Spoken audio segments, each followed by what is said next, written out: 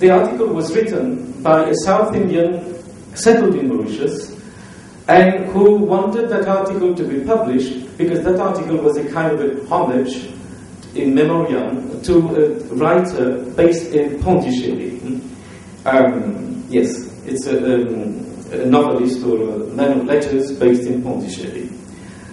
Tamil and other Indian languages, Tamil has always been the first Indian language to be established in Mauritius, to be printed in newspapers, and to become the vehicle of a daily newspaper. The first issue of this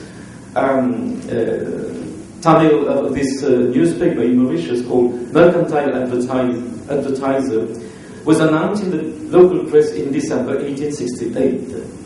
Not much information is available on that newspaper.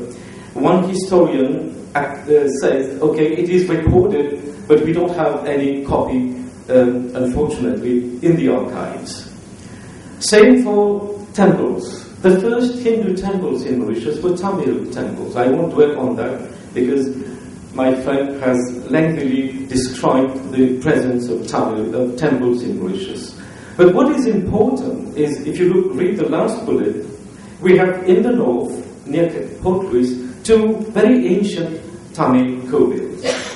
And the comment here, the proximity of these two Kovils was probably due to the conflicting personal and business interest among the rich Tamil traders and landowners who initiated and funded their construction. So it's important to see that you have an elite, but among that elite also, there's a kind of cultural, religious competition going on. One historian, well known in Mauritius, Reddy, Mauritian historian, explained how the formation of this new elite became a kind of a role model for the workers, the laborers in the estates and in the villages who migrated to town. Tamil and the first expressions of Indian nationalism. Once again, I think it's important to keep in mind that all that has to do with Indian presence in Mauritius, in the history of Mauritius, it's a young history, fairly, even 400 years, that's all. But Tamil was the first language. Tamil worship, Tamil temples were the first Hindu temples in Mauritius. And also, when it comes to Indian nationalism in the island, Tamil was the vehicle of that expression. You have the information there, but for example, as mentioned by Mr. Chetty, in 1860, at the Royal College of Cuba, the elite school of colonial Mauritius, there was a chair in Tamil, and that chair was occupied by Rajaratnam Mudaliar, an Indian nationalist. And he was instrumental to the historic 1872 Commission of Inquiry into the conditions of living of the Indian immigrants in Mauritius.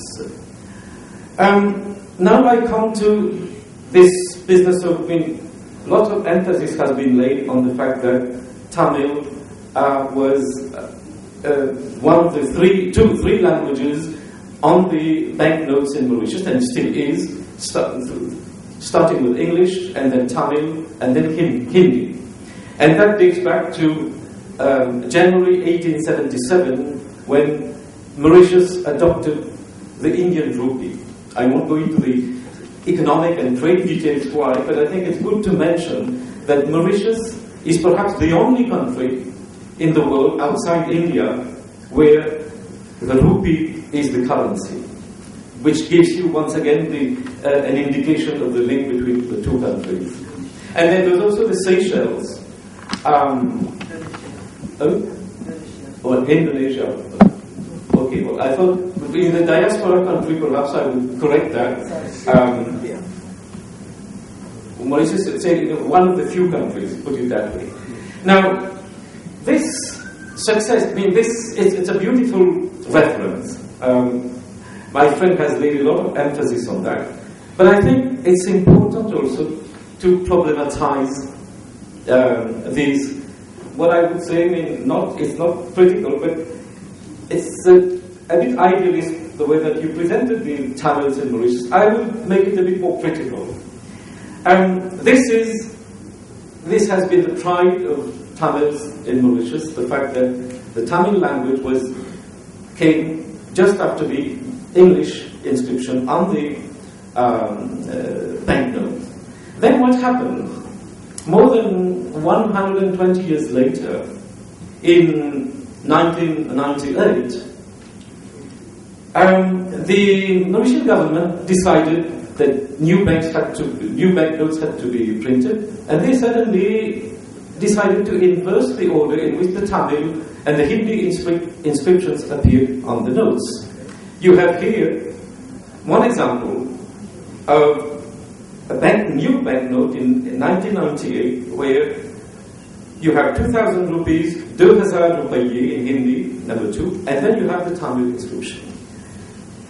And that is an indication of the problematic relation between the state and the Tamil community in Mauritius, the state being dominated by northern Hindus because of the numerical strength and so on, and that sort of gave them the authority to do that kind of manipulation with the banknotes.